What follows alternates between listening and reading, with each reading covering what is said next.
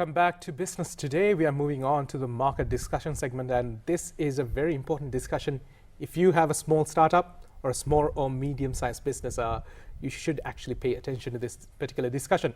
We have in the studio very familiar face, but a more familiar voice at Business Today. Sheraj Obeyesekere used to join us all of the time for the stock market update. He is from the Columbus Stock Exchange, and he is Issuer and Public Relations Officer at the CSE.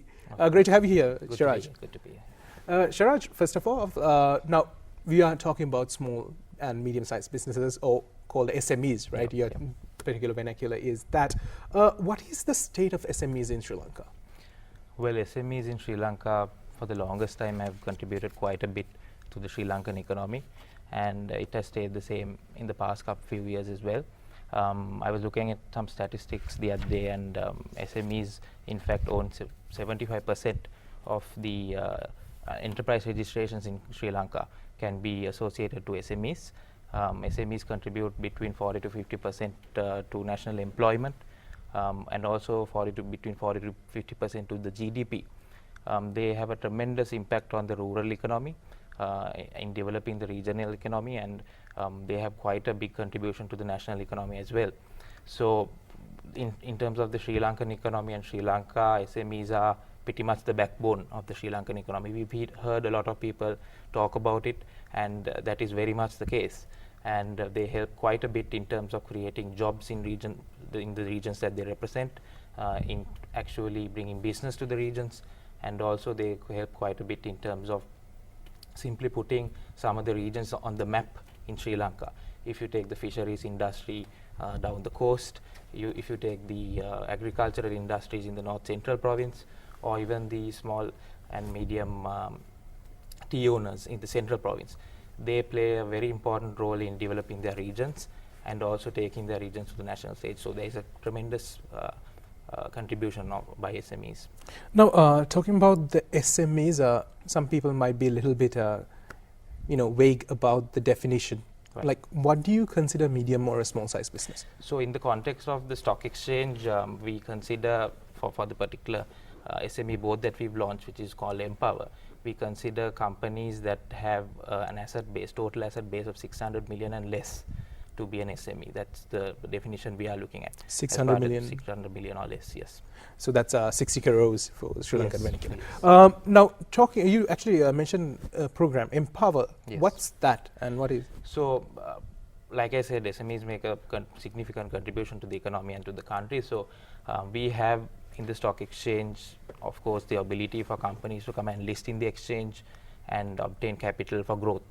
So one of the mechanisms that we've launched very recently is a pathway called Empower for SMEs around the country, fairly young companies, to come and list on the market and use the market really as a tool to pursue their growth initiatives. So we have 3 platforms now.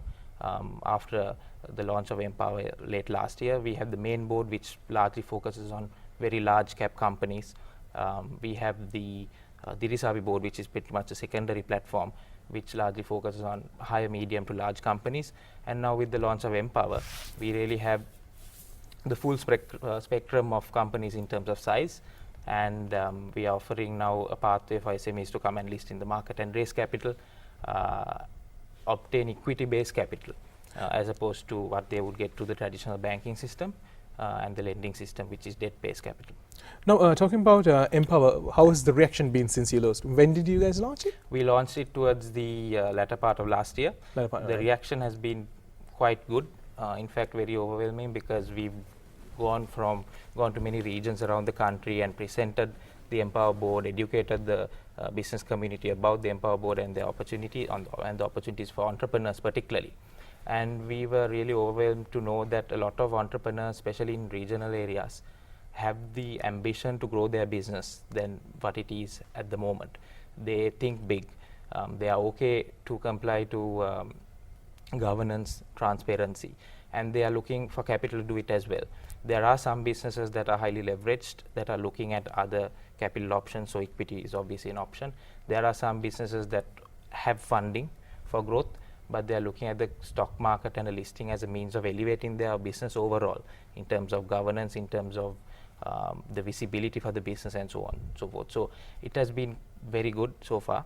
A few companies are in fact in the process of listing, in the sense they are engaging the advisors, and they're talking about the possibility of listing and looking at their financial and so on and so forth. So apart from the capital value, what are the benefits that the CSE, listing in the CSE and having an IPO does to a company?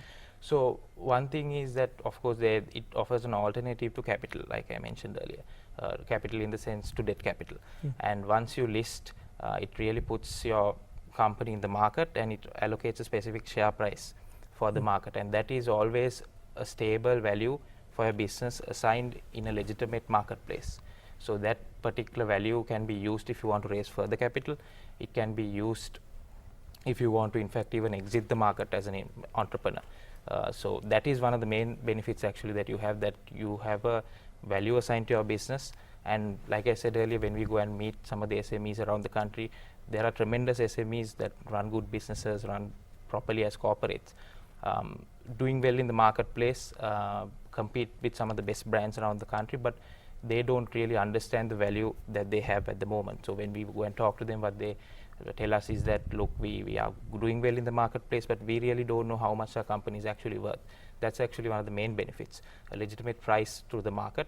And also it's pretty much an affirmation of how well you're running the company. Once you have the company listed, the share price and the investor community will respond to the company through this market, and they'll basically tell you how well you're running your company. And also it improves governance, and it paves the way for a lot of transparency in the company. It paves the way for good accounting practices. It paves the way for you to have governance in terms of the directors, and raise the overall profile of the company. Now, talking about a company, if there is a business owner out there, Right. and they want to list it out Right. in the CSE, Right. what are the criteria that they should have to be able to be listed? So particularly if we are talking about Empower, to start off, like I mentioned, the business, the total asset valuation has to be below 600 million at the point of posting the listing application. Apart from that, we also require positive net assets. Compared to liabilities, of course, the net assets are required. And also in terms of the capital, in terms of the size of the company, we're really looking at companies that have a stated capital of between 25 million to 100 million to enter the Empower board. Apart from that, there is no profit requirement. And also we need an unmodified audit opinion of the financial year before the listing happens. So for instance, if the listing happens tomorrow, we require an unmodified audit opinion for the financial year before. So that is required, and that audit opinion will be the basis to look at all the other criteria, like the positive net assets and the total assets, so on and so forth. Apart from that, something that is very unique for this particular platform, for Empower, as opposed to Main and Dirisavi, we have also requested the company to post the listing application and engage in the listing process through what we call a sponsor. A sponsor is a party that has experience in capital raising. That is their business. They have experience in capital raising within the market and outside the market. They also have experience in raising debt capital, so on, and also posting listing applications on behalf of companies. So that will really help SMEs in this case, because it will help, sponsors will help companies get used to the listed environment after they list, and more importantly, before they list. They will make sure that the companies are ready to be listed, and whatever structural changes that need to be imposed, whatever capital reorganization that needs to be done, the sponsor will advise them on that. So it's essentially a bit of a hand-holding process that the sponsor will do. Listing in the market is somewhat of a novel concept to an SME, as opposed to a large cap company who would obviously know the environment. So particularly because of that, we've recommended that as part of the standards for listing, companies engaged in the process through a sponsor. Now, talking about the companies that are already listed, how much are the small companies? So we have 292 companies listed on the exchange. In terms of the Empower board, as I said earlier, a few companies are in the process of getting listed. We don't have a listing just yet, but listing on exchange is somewhat of a process. It really depends on how ready your company is in terms of the criteria that I just mentioned. So a lot of companies at the moment are in discussions with the sponsor party that I mentioned regarding a listing.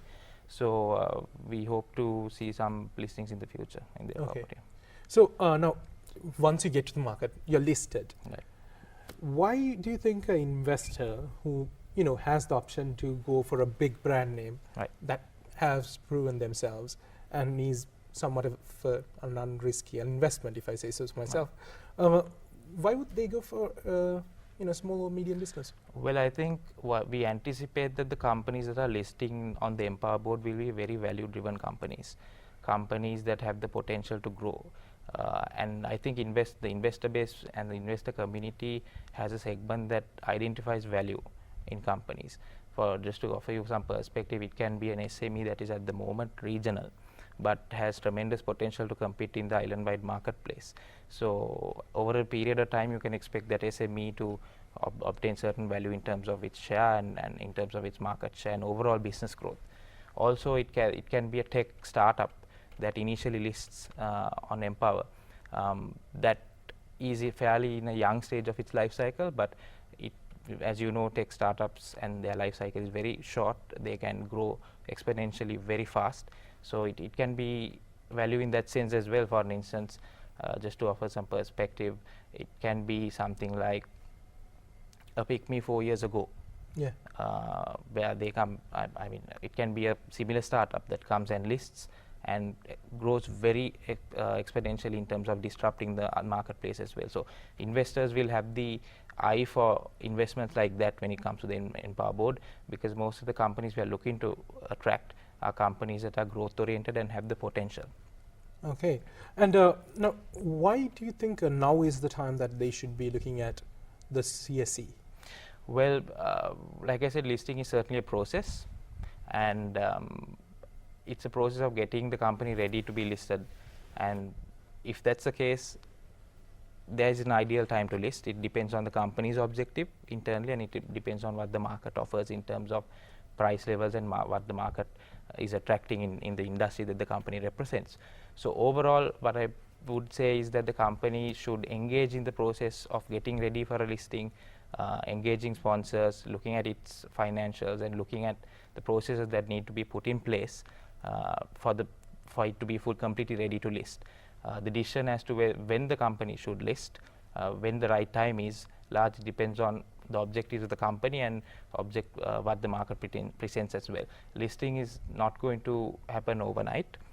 It's a process, and it's important that the companies that are considering listing on an exchange in their strategic direction, it's important that they start the process of preparation early, so that when the market time is right, they should enter the market. Thank you, Sheraj. That was some really useful tips and some really useful information coming from you. Thank you very much. Thanks for joining us. Thanks. With that, we have to wind up today's edition of Business Today. Thank you for joining us.